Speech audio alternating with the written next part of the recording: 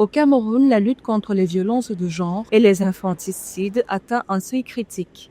Face à l'urgence, les autorités gouvernementales dénoncent une recrudescence alarmante des crimes de sang au sein des ménages et des communautés.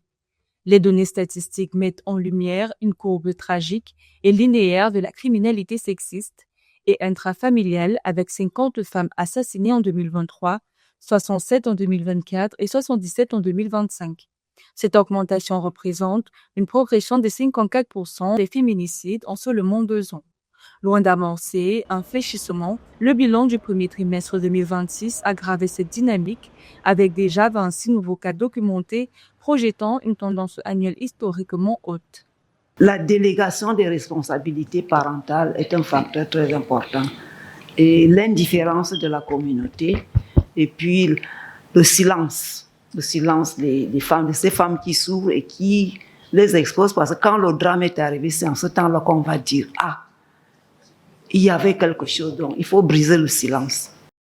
L'opinion publique camerounaise reste profondément marquée par une série d'infanticides et de violences. Parmi les dossiers les plus récents figure le meurtre brutal de Divine Barga, 11 ans, en Kwabang, un quartier situé dans la périphérie est de Yaoundé, les sévices infligés à Bissom Omba Pauline Joyce, âgé de 3 ans, en milieu scolaire, ainsi que l'assassinat de Karl Ethan, âgé de 11 ans, survenu à son domicile parental à Minkan, un village de 3e degré rattaché à la commune d'Info, dans le département de l'Amofo et Afamba en novembre 2025.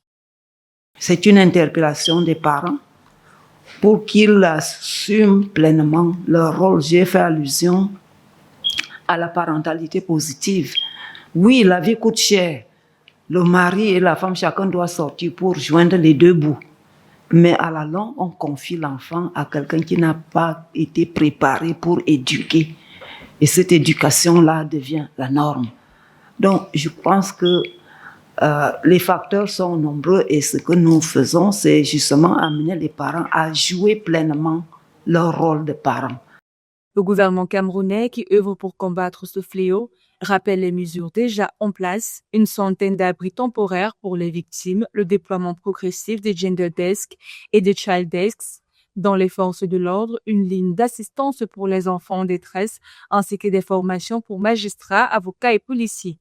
La société civile, les autorités traditionnelles et religieuses ont été explicitement appelées par les autorités gouvernementales à participer, soulignant la nécessité d'une mobilisation nationale face à la crise.